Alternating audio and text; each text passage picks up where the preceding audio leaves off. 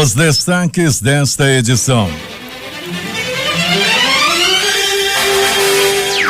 Governador anuncia a compra de 6 milhões em medicamentos para hospitais do interior e Operação Cidade Segura no próximo final de semana. Estado tem 60 dias para apresentar plano diretor do sistema penitenciário. Bairros às escuras. Grande parte da cidade teve noite e madrugada de apagão. Manteiga reconhece conta de $600 mil em banco da Suíça, mas nega que o dinheiro seja de propina. Comissão do Senado deve votar hoje reforma trabalhista. Olha, o ex-ditador panameio Manuel Antônio Noruega. Com mãos e pés amarrados, corpo de homem encontrado no Igarapé da Cachoeira Grande. Preso taradão que tentou estuprar mulher de 76 anos e garota de 3 anos de idade. Dupla encapuzada executa homem com 5 tiros do mutirão em mais um acerto de contas. Estas e outras notícias em detalhes agora no Jornal da Manhã, 5:48. Previsão do tempo. Manaus teve uma segunda-feira de muito calor e hoje a temperatura deve ser mais amena, com 32 graus na máxima. O dia amanhece com 27 graus aqui no sítio histórico da cidade, rede difusora de rádio com 84% de umidade no ar. O clima-tempo diz que é de 80% a probabilidade de chover 20 milímetros. Os ventos estão calmos com 3 km/h de velocidade. Hoje é terça-feira, 30 de maio, é o 150º dia do ano. Faltam 215 para acabar 2017. Dia de Santa Joana d'Arc. Também é o dia do decorador, dia do geólogo, dia nacional de prevenção do cancro cutâneo. O Rio Negro subiu mais 1 centímetro. Seu nível em relação ao mar estava ontem em 28 metros e 95 centímetros. Sem restrições para pousos e decolagens, opera o Aeroporto Internacional Eduardo Gomes. O que aconteceu nesta data? Registros da história. Cerco de Jerusalém. Tito e as suas legiões romanas derrubam a segunda parede de Jerusalém. Os defensores judeus retiram-se para a primeira parede.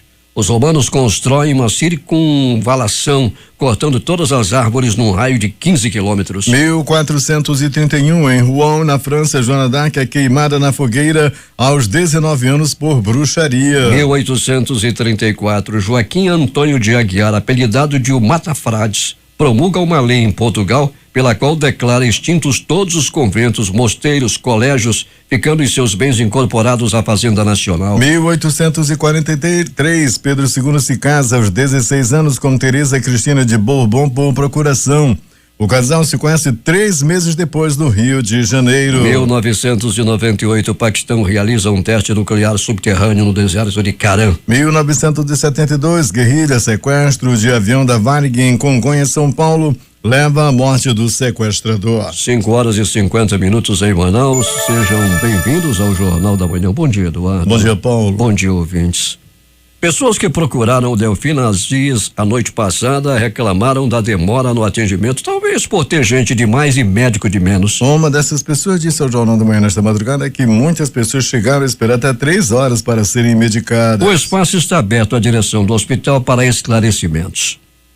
Diversos bairros de Manaus ficaram sem energia na noite desta segunda-feira e parte da madrugada de hoje. Em nota, a Eletrobras Distribuição Amazonas informou que a rede foi desligada após uma ocorrência ainda não identificada. Moradores de várias áreas da capital reclamaram da queda da energia. Foram registradas interrupções nos bairros da Cidade Nova, Zumbi, Santa Luzia, Betânia, Nova Cidade, São Lázaro, Petrópolis, São Francisco, Santa Etelvina, Distrito Industrial Japim e Morro da Liberdade, entre outros. 5:51 em Manaus.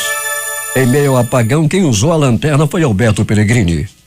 Muito bem, Paulo Guerreiro, bom dia a você, bom dia Eduardo Silva, bom dia ouvinte da difusora. Paulo, a gente pode acrescentar aí também diversos bairros da zona leste da cidade, como Grande Vitória, Nova Vitória, Gilberto Mestrinho, Zumbi dos Palmares, Santa Inês e outros bairros adjacentes, muita gente. Na lanterna é para quem tá mais chique, né, Paulo? A grande maioria foi na vela mesmo. Teve que ligar a esterina aí para poder ficar um pouquinho no claro.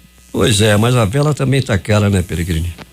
Tá, Paulo, principalmente aquela de defunto chique, né? Aquela que demora mais, aquela que queima mais rápido, aquela tá um pouquinho mais barata. Tem gente que já compra a vela de 7 dias, Pellegrini? Já, Paulo, tem gente que, né, é para esperar passar a luz, aquele que já faz aqueles trabalhos de colocar mel e o nome da pessoa amada e acender a vela em cima, esses aí não ficaram tanto no escuro. Agora, o pior desse apagão, foi que precedido desse apagão, foi o vai e vem da energia elétrica, danificando inclusive aparelhos domésticos, não é, Pellegrini? Deixava muita gente assustada, Paulo. Muita gente, fez aquele procedimento de tirar os eletrodomésticos das tomadas, porque ia e voltava pelo menos 3 vezes. Foi assim que aconteceu. A Eletrobras ainda não disse qual foi a causa desse apagão. Deve divulgar daqui a pouco as causas de mais um apagão em Manaus. Pellegrini, o corpo de um homem foi encontrado com pés e mãos amarrados e uma pedra de 9 quilos. Foi você que pesou essa pedra, Pellegrini? Não, Paulo, não foi eu não, foi os homens, os profissionais do Departamento de Perícia Técnica e Científica, ao comando do Dr. Jefferson Mendes, que estiveram, lá no local do crime, aliás, como fazem em todos os homicídios ocorridos na cidade. E assim foi feito ontem, Paulo, todos os procedimentos de perícia feitos e lá detectado, pesado, que a pedra tinha 9 quilos, Paulo. Essa pedra com 9 quilos estava amarrada ao corpo desse homem que ainda não foi identificado, mas tratava de uma pessoa jovem. As primeiras informações dão conta de que a vítima tinha entre 20 e 25 anos. E estava quase degolado, né, Pellegrini? Praticamente degolado, Paulo. Foi usada uma faca, ele levou várias facadas pelo pescoço, tentaram ainda cortar o pescoço dele, tentaram decapitá-lo, As informações dizem isso, o estado do corpo dizem isso. Ele foi jogado com várias perfurações nesse igarapé lá no São Geraldo. O cara tarado tentou estuprar uma mulher de 76 anos de idade. Não conseguiu, depois, em fuga, invadiu uma casa. O que aconteceu, Pellegrini? Pois é, Paulo Guerra, ele invadiu, ele tem 24 anos de idade. Diego dos Anjos Gama, 24 anos. Ele entrou numa casa para estuprar uma senhora, já tinha tirado inclusive as partes íntimas da senhora, arrancou a roupa, ela começou a gritar muito, chamou a atenção dos vizinhos, daí ele correu. Aí ele tentou ir para uma outra casa, lá ele encontrou uma criança de 3 anos e tentou de novo, só que a mãe começou a gritar muito, aí chegaram novamente populares. Aí tentaram correr atrás dele ainda a população, ele entrou numa outra casa para se esconder, daí a Rocan chegou e o prendeu. Ele deu sorte, né, Pellegrini, de não ser linchado. Deu, Paulo, até porque, seria até um negócio perigoso, que ele estava armado com 2 facas. Ele estava com 2 facas na cintura, o Diego dos Anjos Gama. Onde é que esse elemento se encontra, Pellegrini? Ele está preso, Paulo Guerra, prestando ainda depoimento. Ele foi preso lá no bairro Monte das Oliveiras. Monte das Oliveiras. E tivemos aí uma dupla encapuzada executando o homem com 5 tiros lá no mutirão. Esse homem que morreu já havia matado alguém, Pellegrini? Já, Paulo, a prática, aproximadamente 2 meses atrás, a vítima de ontem, o Breno, já havia matado uma pessoa, o principal acusado de matar uma outra pessoa, lá no mesmo local onde ele foi morto ontem. E ontem ele estava por lá, estava de bobeira, até que chegaram 2 homens encapuzados em uma moto e desceram da moto e atiraram. Um deles atirou, deu 5 tiros, foram 3 tiros na cabeça e 2 na costa do Breno, que morreu na hora, lá no mesmo lugar, Paulo Guerra, onde ele é acusado de ter matado uma pessoa. Roberto Pellegrini vai voltar daqui a pouco contando tudo o que aconteceu na noite e madrugada. Bom trabalho para você. Muito bem, Paulo Guerra, daqui a pouco a gente volta assim com essas e outras informações. E aqui, Paulo, onde estamos nesse momento, nas imediações da Avenida Grande Circular, o tempo é nublado até o presente momento. A meteorologia está prevendo 20 milímetros de precipitação pluviométrica, também conhecida como chuva, Alberto Pellegrini.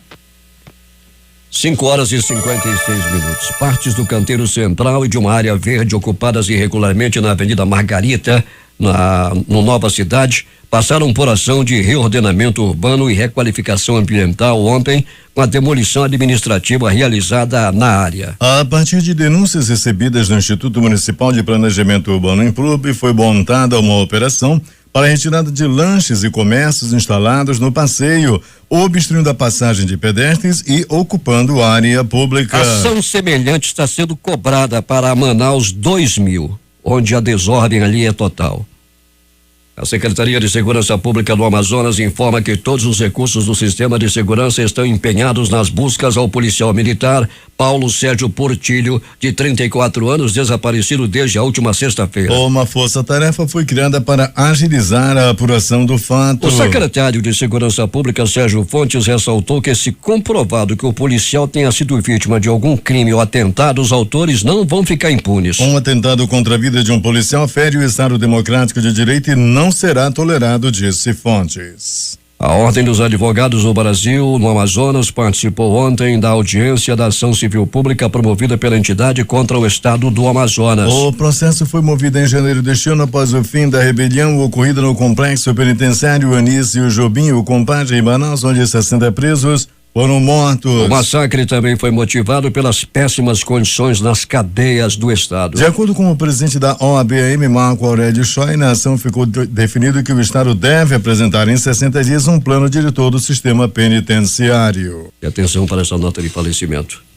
Andréia, Andresa e Adriana comunicam o falecimento de sua mãe, Elci Ximenes de Albuquerque, ocorrido às 2h da madrugada de hoje no hospital da Unimed. O corpo está sendo velado na funerária Canaã, na rua Major Gabriel. O sepultamento acontecerá no cemitério de São João Batista às 16h. Noticiamos com pesar o falecimento de Elci Ximenes de Albuquerque, que foi funcionária aposentada do IBGE. O Ministério Público Federal no Amazonas apresentou em coletiva de imprensa na tarde de ontem o parecer técnico elaborado por um perito em antropologia do órgão sobre o povo indígena venezuelano Varal, que vive uma onda migratória de seu território de origem para o Brasil em busca de melhores condições de vida. O autor do relatório, o antropólogo Pedro Moutinho, explicou as principais características culturais dos Varal e a contextualização da crise enfrentada pela Venezuela, que levou a onda migratória das famílias Varal para o Brasil, tendo como principais destinos Boa Vista e Manaus. As informações e análises apresentadas no parecer estão embasadas em pesquisas documentais e bibliográficas, participação em reuniões de trabalho de campo etnográfico realizado entre março e maio de 2017 em diversos pontos da cidade. Temos informações de Manacapuru, José Alberto Zegdeg. Utilidade pública. Professora Rucileide Rodrigues Julie perdeu os documentos de seu carro e pede a quem encontrou, ligue para o número 9377-7575, que será bem gratificado. Repetindo o número, 9377-7575. Bem, Paulo, o deputado José Neto do PSD conversa com o Legislativo e Executivo de Manacapuru sobre a necessidade da população e assume o compromisso de apresentar emenda parlamentar para a obra de construção da ponte que interliga o bairro do Biribiri ao bairro da Correnteza. O jovem deputado tem mais detalhes. Verdade, Zeg, um abraço para você, bom dia a todos os ouvintes. É uma alegria a gente estar nesse momento conversando com a população de Manacapuru, principalmente após as nossas conversas, as nossas reuniões com o legislativo do município, através do vereador Pedro Henrique e, claro, com a participação importante também do nosso prefeito Beto D'Angelo. Conversávamos exatamente sobre uma obra de infraestrutura muito importante para o município, que é a ponte que interliga o Biribiri à Correnteza. Essa ponte é algo que a gente pode trabalhar junto. Nós já vamos apresentar o requerimento ao governo do estado para que o governo possa já fazer um levantamento do valor de uma obra dessa, e após nós sabermos o valor disso, a gente pode apresentar uma emenda parlamentar e até mesmo contar com a participação dos demais deputados que representam o município de Manacapuru, que tem trabalho em Manacapuru, como o deputado Orlando Cidade, a deputada Alessandra Campelo, o deputado Josué Neto, pessoas que gostam do município, e a gente possa implementar isso já no ano de 2018. Então nós estamos aí trabalhando junto e deixando aqui o nosso abraço à população de Manacapuru e dizendo que a Assembleia Legislativa está de portas abertas através do gabinete do deputado Josué Neto, para que a gente continue sendo uma voz na Assembleia Legislativa, levantando as necessidades da população de Manacapuru. Bem, Paulo, se construída, a ponte em questão será com certeza um alívio para a população dos dois bairros, que hoje se arriscam a atravessar uma ponte de madeira que de vez em quando está se quebrando e colocando em risco a vida dos transeuntes. Para o Jornal da Manhã, Rede Difusora de Rádio, Zeg Deg. 6h07 em Manaus. Zerar a fila de cirurgias no Hospital José Mendes, em Itacoatiara, é meta do líder do PR na Assembleia Legislativa, deputado estadual Cabo Maciel, depois da reunião que teve com o governador Davi Almeida ontem, quando apresentou relação de 400 pacientes que aguardam sua vez para o procedimento na Velha Serpa. De acordo com o Cabo Maciel, são pacientes de Itacoatiara, Silves, Itapiranga, Urucurituba, São Sebastião do Atubã, além da Vila de Lindóia, Engenho e Novo Remanso e outras comunidades rurais da região. 6h08 em Manaus.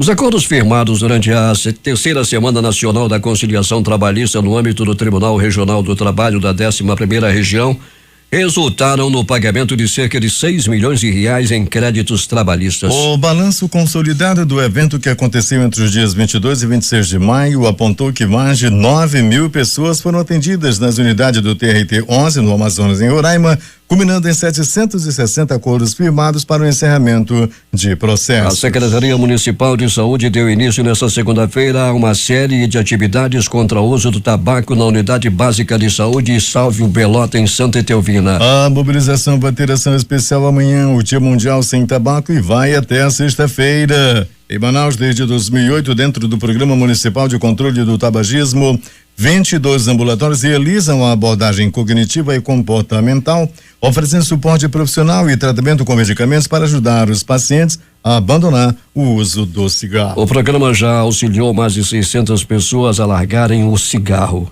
O secretário da Ciência, Marcelo Magaldi, avalia os números como positivos. Os índices também de abandono são significativos, 50% das pessoas que participam da campanha estão deixando de fumar, então são resultados que realmente significativos e importantes para melhorar mesmo a saúde da população e até o atendimento todo da secretaria. 6h09. Em plena execução do chamado pacote de obras de verão, que já atingiu aproximadamente 400 vias da Cidade Nova e comunidades vizinhas, a Prefeitura agora busca a parceria do Exército para ampliar as ações de asfaltamento. Nesta segunda-feira, o prefeito Arthur Virgílio Neto e o vice-prefeito Marcos Ota, que também está à frente da Secretaria Municipal de Infraestrutura, oficializaram o pedido ao comandante militar da Amazônia, General Antônio Mioto. As pautas apresentadas pelo município foram bem específicas, entre elas o corredor ecológico do Mindu. Explicamos para ele o que era o Mindu, as dificuldades que se tem ali, como seria importante a presença do Exército ali. Ao mesmo tempo, nós sugerimos, deixamos em aberto para que ele próprio sugerisse uma área, ou vamos sugerir um leque de opções para que ele escolha uma delas, enfim. E não demandamos muita gente, sabemos do aperto em que ele está. Nós demandamos um número limitado de pessoas, algumas dezenas de pessoas capazes nessa área do asfaltamento, da pavimentação, e isso aí já fará um bom resultado para nós. Pelo aspecto físico próprio de que nós estamos com o Exército nos ajudando, é uma grande ajuda, e pelo aspecto simbólico de nós termos conosco mais uma vez a parceria tão prestigiosa e tão prestigiada do Exército Brasileiro trabalhando por Manaus. Segundo o general Antônio Mioto, é preciso alinhar os serviços de infraestrutura à agenda do CMA, e nos próximos dias estará envolvido em grandes demandas do governo federal. Também nós temos a 307 aí, que também foi liberada a obra na 307, que é aqui no nosso estado do Amazonas, na Cabeça do Cachorro, que liga São Gabriel da Cachoeira a Cucuí, e aí são em torno de 3 mil pessoas que vivem dessa rodovia, que é necessário, são indígenas, caboclos e ribeirinhos que necessitam dessa obra. E nós temos também a Companhia de Engenharia que está aí em São Gabriel para essa obra. Então, temos muitas obras na área, né? E então nós vamos verificar, vamos ver, o nosso problema é o 63, o que vai necessitar de equipamento e material para o 63. E aí vamos conversar com o secretário de obras aqui da prefeitura, aqui na semana que vem, já temos uma agenda marcada para tratar do assunto. Agora, o Exército tem a obrigação e temos também a disponibilidade, o interesse de cooperar com a população. 6h11 em Manaus. Comerciantes de Manaus vão vender produtos sem cobrar pelos impostos no dia 1º de junho, quinta-feira. A ação faz parte do Dia da Liberdade de Impostos, que é um ato de protesto contra a alta carga tributária que incide sobre os produtos e serviços. A Câmara de Dirigentes Lojistas Jovem de Manaus, CDL Jovem Manaus, é responsável pela organização da campanha explicou que os impostos sobre os produtos vendidos na ação vão ser recolhidos normalmente. O que os lojistas fazem é fornecer um desconto com a mesma taxa de tributos cobrada sobre a venda da mercadoria. No Amazonas estarão participando do evento lojistas de vários segmentos, entre eles calçados, vestuário, eletrônicos e restaurantes. TCE tem extensa pauta nesta terça-feira. Larissa Balheiro tem os detalhes. O Pleno do Tribunal de Contas do Estado do Amazonas realiza a 17ª sessão ordinária nesta terça-feira. O órgão vai julgar 47 processos, entre os quais estão prestações de contas, recursos, representações e denúncias. Entre as prestações de contas que vão a julgamento nesta terça estão a da Companhia de Desenvolvimento do Estado do Amazonas, a CIAMA, exercício de 2013, sob a responsabilidade do diretor-presidente Antônio Aloysio Barbosa Ferreira. Também devem ser apreciadas as contas do diretor-presidente da Fundação Hospitalar Adriano Jorge, referente ao exercício de 2015, Alexandre Bichara da Cunha. Do ex-prefeito municipal de Santa Isabel do Rio Negro, Marolino Siqueira, referente a 2014, da Prefeitura de Codajás, referente a 2004, de responsabilidade do prefeito Abraham Lincoln de Ibi Bastos, e do ex-presidente da Câmara Municipal de Apuí, Marcos Antônio Lima Alves, referente a 2015. Ainda constam dentro da pauta recursos de revisão, ordinário e de reconsideração em face de algumas decisões tomadas pela Corte de Contas durante o ano. Representações, tomadas de contas e denúncias também vão a julgamento nesta terça-feira, a partir das 10 da manhã, no Tribunal de Contas do Estado do Amazonas. Essas outras informações você acompanha no portal difusora24h.com. Eu sou Larissa Balieiro para o Jornal da Manhã. 6h14 em Manaus. Procurador regional da equipe de Rodrigo Janot diz em Iranduba que a mudança de comando no Ministério da Justiça não vai inibir a Operação Lava Jato. Quem tem os detalhes é Eliandre Dantas. O procurador regional amazonense, Ageu Florencio da Cunha, que trabalha na equipe do Procurador-Geral da República, Rodrigo Janot, em Brasília, participou na manhã de ontem de uma sessão especial na Câmara Municipal de Iranduba. Na ocasião, o pai do procurador, ex-vereador Arthur Freire da Cunha, falecido há 11 anos, foi homenageado em memória com a colocação do nome dele no prédio da Casa Legislativa. Depois da solenidade, o procurador Ageu Florencio concedeu entrevista exclusiva ao Jornal da Manhã e falou sobre o momento de crise política em que vive o Brasil. O momento do Brasil é um momento muito difícil, um momento muito delicado, um momento em que o Brasil se encontra naquelas situações de uma encruzilhada. Na opinião do procurador, a crise política não inibe o trabalho das instituições. O Congresso Nacional continua funcionando, o Judiciário continua funcionando e cumprindo com o seu dever, o Ministério Público e a Polícia Federal continuam cumprindo com as suas obrigações, com os seus deveres. Sobre as notícias veiculadas na imprensa nacional, segundo as quais o novo ministro da Justiça, Torquato Jardim, teria a missão de brecar a Operação Lava Jato, Ageu Florencio respondeu: Isso não vai acontecer. A Lava Jato está a cargo de uma instituição absolutamente independente e o povo brasileiro pode ter certeza que esse receio não vai prevalecer. Lava Jato vai continuar atuando, nós não temos dependência a nenhum poder. O Ministério Público é uma instituição da sociedade, que está a serviço da sociedade, seja o partido que for, seja a força política que for, e nós confiamos no Ministério Público que isso vai ser superado. Para o Jornal da Manhã, Rede Difusora de Rádio, Eliandre Dantas. 6h16 em Manaus. O Ministério Público Federal no Amazonas e os Ministérios Públicos do Estado e de Contas do Amazonas ingressaram na Justiça Federal com uma ação civil pública para que a União, o Estado do Amazonas e o município de Manaus repactuem a organização de suas redes de atendimento à saúde. A iniciativa pretende que o município de Manaus assuma a execução e a gestão dos serviços de atenção primária à saúde na capital. A ação civil pública pede que a União, Estado e município sejam condenados a adotarem medidas necessárias à implementação completa da descentralização das ações de serviços de saúde em Manaus. Governador do Amazonas anuncia mutirão de cirurgias eletivas no hospital de Iranduba. Davi Almeida também informou a compra compra de 6 milhões de reais em medicamentos para abastecer os hospitais do interior, a aquisição de 5 tomógrafos e a Operação Cidade Segura a partir do próximo final de semana. A reportagem é de J. Rai.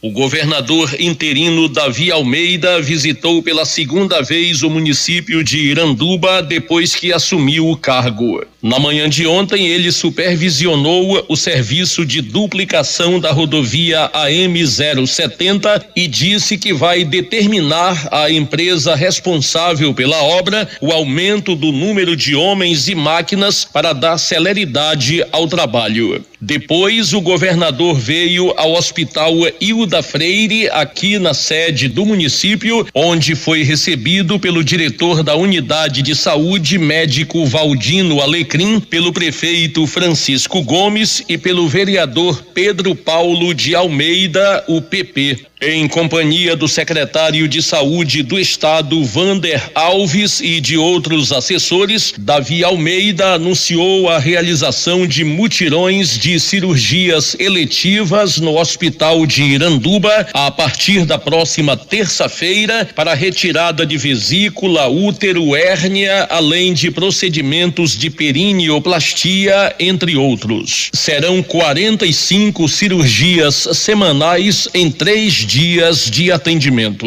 O governador também anunciou a aquisição de tomógrafos para os hospitais de Tabatinga, Tefé, Manacapuru, Itacoatiara e Parintins, bem como um investimento de 6 milhões de reais na compra de 60 itens de medicamentos para abastecer os municípios do interior. Os remédios, segundo Davi Almeida, já estão na Central de Medicamentos do Estado. O prefeito Chico Doido comemorou as conquistas para Iranduba. Já está asfaltando a estrada do Januari, já o hospital vai funcionar agora para cirurgia média, né? E já está trabalhando a respeito da água no município de Iranduba. Então, nós temos que, a não ser elogiar o nosso governador, que veio para cá somar e com certeza querendo um Iranduba melhor. Ainda durante a visita a Iranduba, na manhã de ontem, o governador Davi Almeida anunciou a Operação Cidade Segura a partir da próxima sexta-feira. Nós vamos iniciar por Manaus uma grande operação, vamos entregar 100 motos, viaturas, inclusive viaturas novas que chegarão ao interior do estado, inclusive o prefeito aqui no município de Iranduba, helicóptero que nós temos lá na cidade de Manaus, dos 2 helicópteros, segundo a informação que eu obtive, já vai ser entregue na sexta-feira, e nós queremos dessa forma dar ao povo do estado do Amazonas uma melhor condição de vida. Nós queremos implementar políticas públicas de forma rápida, dinâmica, que elas possam chegar lá na ponta, na população. Para o Jornal da Manhã, Rede Difusora de Rádio, J. Rai. 6h20 em Manaus. Atenção para esta nota de falecimento. Andréia, Andresa e Adriana comunicam o falecimento de sua mãe, Elci Ximenes de Albuquerque, ocorrido às 2h da madrugada de hoje no hospital da Unimed. O corpo está sendo velado na funerária Canaana Major Gabriel. O sepultamento ocorrerá no cemitério de São João Batista às 16h. Noticiamos com pesar o falecimento de Elci Ximenes de Albuquerque, que foi funcionária aposentada do IBGE. Polícia. Vamos ao resumo policial da noite e madrugada com a nossa unidade externa, Alberto Peregrini. Muito bem, Eduardo Silva e ouvintes do Jornal da Manhã. Pronto socorro, 28 de agosto. O rapaz continua internado. Aquele que foi queimado, que um bandido jogou gasolina em cima dele e o queimou. Graças a Deus ele já saiu da UTI, mas os moradores do Zumbi dos Palmares, a família, continua cobrando das autoridades a prisão do bandido que atirou fogo no estudante lá no bairro Zumbi dos Palmares, ali na rua Doutor Pegoraro. O garoto continua internado em estado estável lá no 28 de agosto. E toda a comunidade, por que não dizer, toda Manaus espera o mais rápido possível a prisão do bandido que tentou matar queimado um garoto de 14 anos de idade. Uma mulher, uma professora professora do município de Tefé deu entrada no pronto-socorro 28 de agosto com 80% do corpo queimado. O marido jogou gasolina na professora e ateou fogo também. O motivo foi ciúme. Essa desgraça aconteceu lá no município de Tefé. E graças a Deus o bandido, o ciumento, o bandido que não se garante, também já está preso e tomara que apodreça atrás das grades. Pronto, socorro João Lúcio, o gigante da Zona Leste. Um homem deu entrada à vítima de agressão física. Ele apanhou com uma barra de ferro, várias ferradas, uma na costa, uma na costela e a outra no pé do ouvido. Tudo aconteceu no mutirão. Era a noite de ontem quando esse homem apanhou, vítima de golpes de barra de ferro. Pronto, socorro Platão Araújo. Um homem deu entrada à vítima de queda de moto. Ele rebolou no asfalto quente. Era tarde de ontem, quando esse homem caiu na área da Avenida Camapuã. Ele vinha descendo a ladeira, perdeu o equilíbrio, perdeu o controle de seu cavalo do cão, perdeu o controle de sua máquina e rebolou no asfalto quente. Ele deu entrada no pronto-socorro por volta de 16 horas e 30 minutos. Há quem diga, as informações dão conta de que ele vinha em altíssima velocidade, cortando tudo quanto era carro, fazendo piruetas, acelerando alto e acabou caindo e rebolando pelo asfalto na Avenida Camapuã. De polícia. Eduardo Silva, Edson Melo, Paulo Guerra, ouvintes do Jornal da Manhã. Mais uma vez a Secretaria de Segurança está com seu time na rua. A Polícia Militar em todas as ruas, em todas as zonas da cidade. E o que se vê na noite de ontem para hoje, diminuição na criminalidade. Vem baixando os números, graças a Deus. Foi preso o taradão do Monte das Oliveiras, Diego dos Anjos Pontes, de 24 anos. Esse é o nome do tarado. Não pode dizer o nome do tarado. Como é que não diz? É Diego dos Anjos Pontes, de 24 anos. Esse taradão, à noite de ontem, entrou numa casa de uma senhora de 76 anos de idade. Entrou para estuprá-la. A senhora conseguiu gritar. Ele já estava tirando a roupa da senhora, quando de repente ela começou a gritar e gritar muito e chamou a atenção dos vizinhos que bateram na porta. Quando bateram, o homem correu, saiu pulando janela e já entrou em uma outra casa. Nessa casa, ele tentou estuprar uma criança de 3 anos de idade. A mãe conseguiu chegar perto e também fez o alarme, gritou. Daí a população já estava correndo atrás dele. Ele entrou numa casa para se esconder, daí chegou a Rocan e o prendeu. Ele é o taradão do Monte das Oliveiras. Estava armado com 2 facas. Elemento perigosíssimo lá do Monte das Oliveiras, que foi preso à noite de ontem. O taradão, Diego dos Anjos Pontes.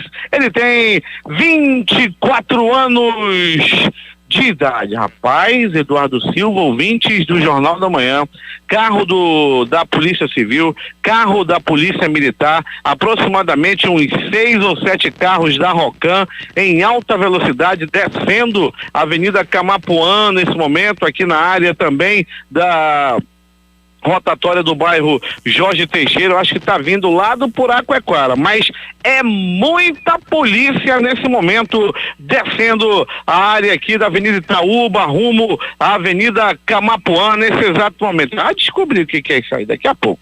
Mas enquanto isso, Eduardo Silva e ouvintes do Jornal da Manhã, ontem o programa do garotinho Valdir Correia estava comandando a audiência na cidade. O garotinho Valdir Correia estava foito, estava solto, solto, com todas as informações que já lhe é peculiar, quando a informação chegou que um homem, um senhor de idade, um idoso, havia sido morto a facadas no bairro Monte das Oliveiras. O bandido, como se não bastasse, com o próprio sangue da vítima, escreveu na parede: matei. Realmente uma situação macabra que ocorreu ontem no bairro Monte das Oliveiras. Eram 4 homens que invadiram a casa desse senhor para roubar, espalharam tudo na casa, levaram alguns pertences do senhor e o mataram a facadas. Isso ontem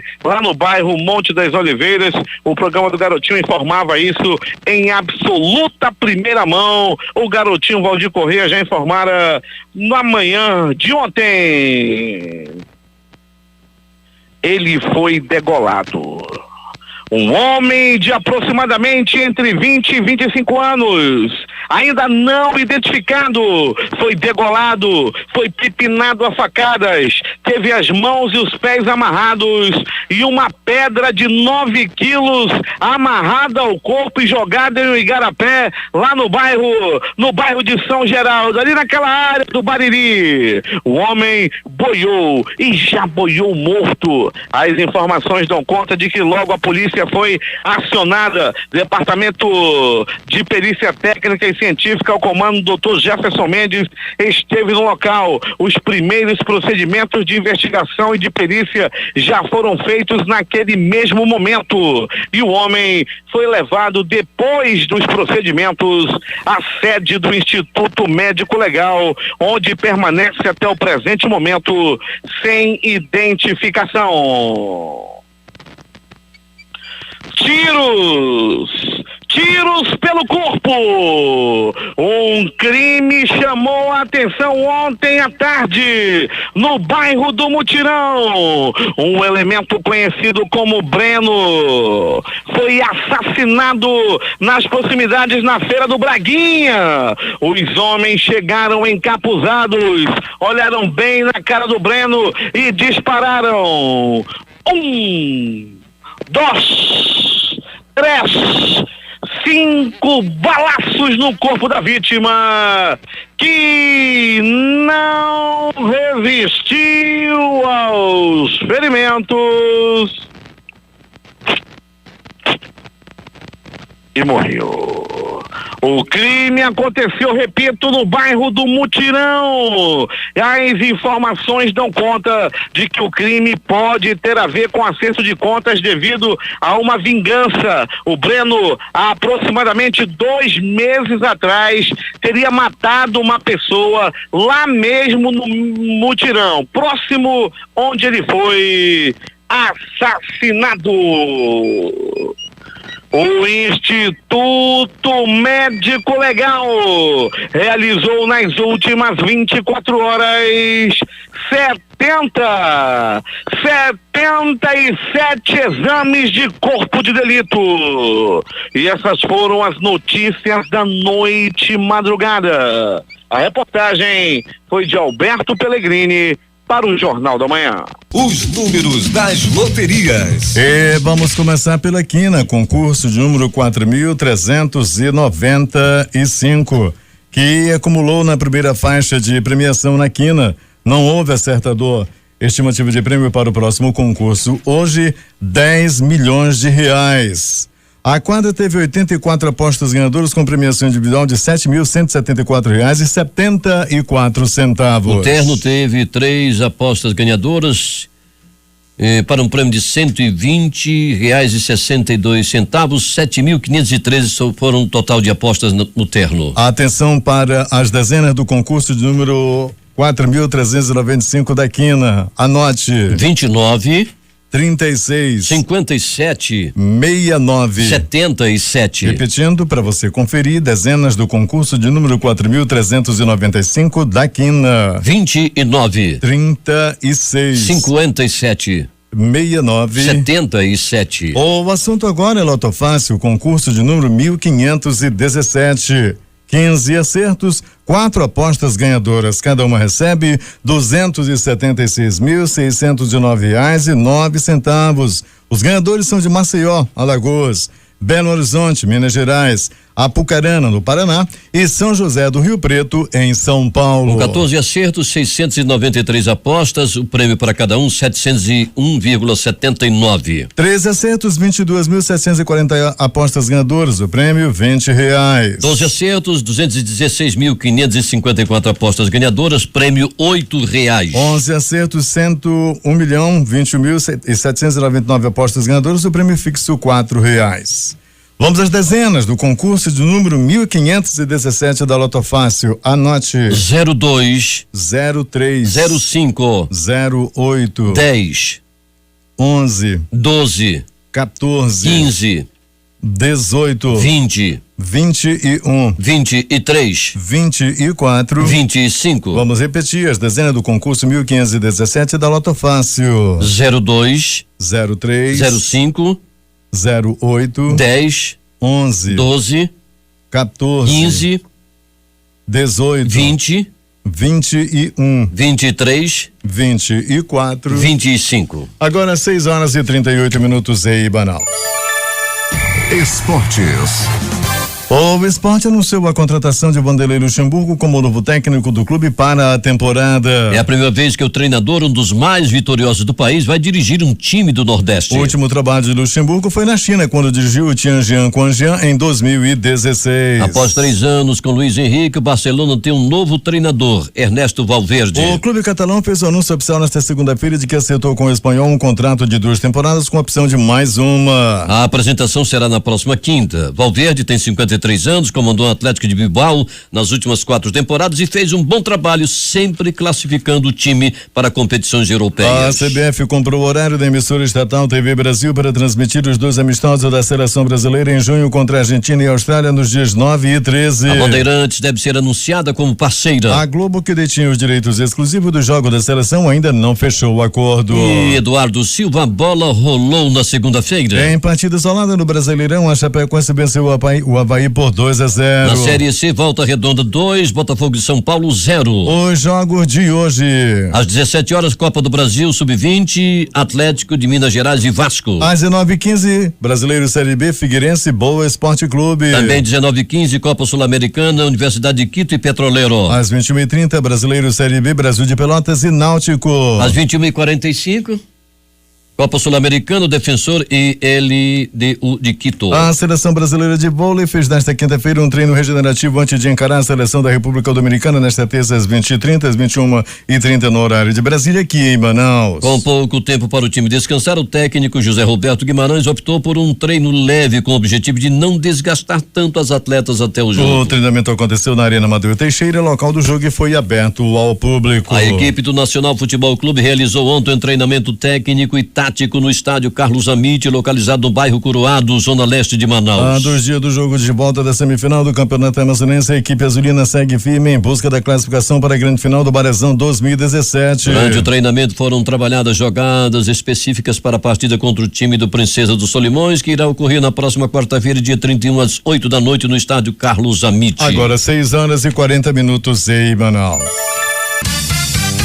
Últimas notícias. A Bovespa abriu a semana em queda de 0,51% com 63.760,94 pontos. A desvalorização das ações dos bancos, Petrobras e Ambev puxou a baixa do índice do dia. Já o dólar subiu 0,3%, cotado a R$3,27. O Ministério da Educação divulgou hoje as primeiras notas de corte do Sistema de Seleção Unificada SISU do segundo semestre. É possível acertar pela internet a nota mínima necessária para passar em cada um dos cursos oferecidos pelo sistema. A nota é calculada diariamente com base no número de vagas disponíveis e no total de candidatos inscritos para aquele curso. É menor para o candidato ficar entre os potencialmente selecionados para o curso. O candidato que já fez a inscrição poderá consultar a própria classificação parcial na opção do curso escolhida. O desmatamento da Mata Atlântica cresceu 67,7% em um ano entre 2015 e 2016, quando o bioma perdeu 29.075 hectares, o equivalente a mais de 29 mil campos de futebol. O governo colombiano e as Forças Armadas Revolucionárias da Colômbia, FARC,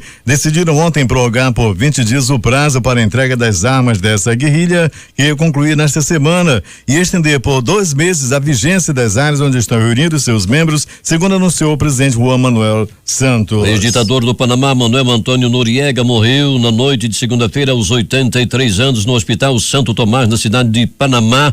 Informação confirmada nesta terça pelo seu advogado Erra Angel e pelo secretário de Estado de Comunicação Manuel Domingues. Milhares de pessoas foram retiradas das cidades costeiras de Bangladesh diante da chegada nesta terça-feira do ciclone Moura, com vento de até 117 quilômetros por hora. Moura atingiu a costa de Bangladesh entre a localidade de Cox's Bazar e o porto de Chittagong por volta das 6 horas, horário local correspondendo 21 em Brasília, informou o departamento meteorológico local. Um homem detonou um veículo carregado de explosivos nesta terça-feira em uma popular sorveteria de Bagdá, deixando pelo menos 8 mortos e 30 feridos, relataram fontes de segurança. O ataque foi cometido no bairro Carrada, no centro da capital iraquiana, 2 dias depois do início do mês de jejum religioso do Ramadã. 6h46 em Manaus.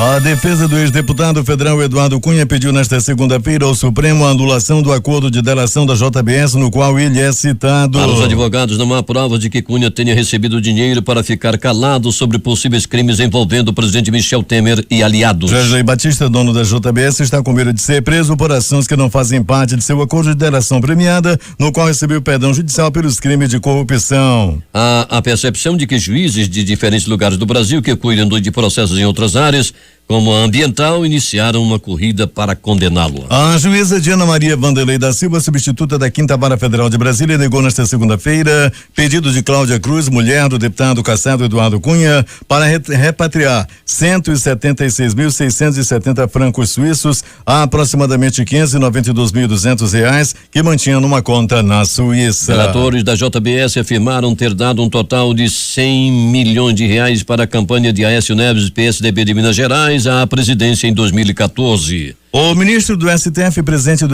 do TSE, Gilmar Mendes, disse que um pedido de vista no julgamento da chapa Dilma Temer seria absolutamente normal. Para ele, há muita especulação sobre o caso. Mendes ainda afirmou que não é papel do TSE resolver a crise política. O Conselho Nacional de Justiça julga nesta terça-feira o juiz federal Sérgio Moro, responsável pela Operação Lava Jato, pela divulgação de grampos telefônicos envolvendo os ex-presidentes Lula e Dilma Rousseff. Moro é acusado de tornar públicas conversas de Lula com pessoas que possuem prerrogativa de foro privilegiado. O impacto das mudanças da equipe ministerial de Temer ainda repercute no mundo político à espera de definições para algumas incertezas. Retirado do Ministério da Justiça no domingo, Osmar Serragio deixou para hoje a decisão sobre assumir a pasta da transparência. Já o novo ministro Torquato Jardim deve vir a público comentar as críticas da oposição e o receio de policiais federais de que a troca de comando afete as investigações da Operação Lava Jato. Ontem à noite, Temer afirmou que o novo chefe fará mudanças que precisar. A permanência de Renan Calheiros, do PMDB de Alagoas, como líder do PMDB, será discutida hoje pela bancada do partido. Escolhido para a função no início do ano, Renan passou a ser criticado internamente por colegas após adotar postura contrária às reformas trabalhistas da Previdência Social propostas pelo governo do presidente Michel Temer. A Comissão de Assuntos Econômicos do Senado vota hoje o parecer do senador Ricardo Ferraço, do PSDB do Espírito Santo, sobre a reforma trabalhista. O relatório é favorável à aprovação do projeto. O texto já foi aprovado em primeiro turno. A defesa do ex-ministro da Fazenda, Guido Mantega, entregou à Justiça nesta segunda-feira um documento em que reconhece a existência de uma conta não declarada na Suíça com saldo de $600 mil. De acordo com a petição, o dinheiro foi obtido com a venda de um imóvel que pertencia à família e não ao suposto recebimento de propina. No documento, o ex-ministro disse que a conta foi aberta antes de assumir o cargo na Fazenda. Ele também abriu mão de sigilo fiscal e repassou às autoridades os dados da conta bancária na Suíça. Ainda de acordo com o advogado, Mantega não espera ser perdoado pelo erro fiscal ao não declarar a conta fora do Brasil. O inquérito ainda está correndo na Polícia Federal e não há um processo aberto contra ele. Agora 6h50 em Manaus. Vamos aos destaques de capa dos principais jornais do país nesta terça-feira, começando pelo Globo do Rio de Janeiro. Temer planeja ficar mais 120 dias no cargo, caso seja cassado pelo TSE. O que diz a Folha de São Paulo? Guido Mantega admite a Moro ter conta não declarada de $600 mil na Suíça. Principal matéria de capa do Estado de São Paulo. Temer se reúne com FHC e Tasso para discutir caminhos para o futuro. Vamos ao Planalto Central, a capital federal, com destaque do Correio Brasiliense. 600 mil candidatos podem ter sido afetados com malha em inscrição no SISU. O que diz o valor econômico? O ministro Gilmar Mendes diz que não cabe ao TSE resolver crise política. Vamos a BH, com destaque do Estado de Minas. Vacari, mais 13 ex-diretores da FUNCEF se tornam réus por fraudes em fundos de pensão. No Recife, o centenário Jornal do Comércio estampa. Chuvas já deixaram cerca de 45 mil desabrigados e desalojados em 23 municípios de Pernambuco. Diário do Nordeste. Morre aos 71 anos o sanfoneiro Clementino Moura. Vamos ao 0 hora. Justiça nega pedido de mulher de Eduardo Cunha para repatriar dinheiro que está na Suíça. E finalmente o Brasil Econômico. Defesa de Lula recorre de envio de delação da JBS a Moro. Vamos às manchetes dos jornais locais, começando pelo Agora, que estampa. Com Bíblia na mão, autônomo é assassinado com 13 facadas. Ou também centenário Jornal do Comércio. Destaques da indústria não conhecidos. Principal matéria de capa da Crítica. Confusão no DIP, desacato, advogado vai fazer BO e acaba detido. E finalmente o Amazonas em Tempo. Imóveis, feirão da Caixa deve movimentar R$200 milhões. Estas foram as principais notícias de ontem e as primeiras de hoje. Participaram desta edição reportagem José Alberto Zegdeg, Larissa Balheiro, Eliandre Dantas, J. Rai e Alberto Peregrini. Operação de rádio Itamar Jardim, Milton Cabral e Carlos Luiz Silva. A apresentação de Paulo Guerra, Edson Melo e Eduardo Silva.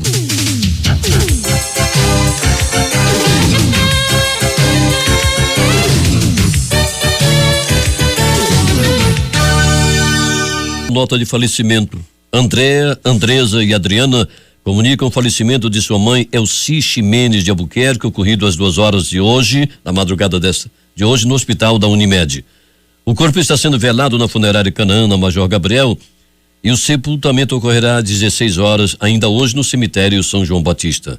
Noticiamos com pesar o falecimento de Elci Ximenes de Albuquerque, que era funcionária aposentada do IBGE. 96,9 Difusora FM.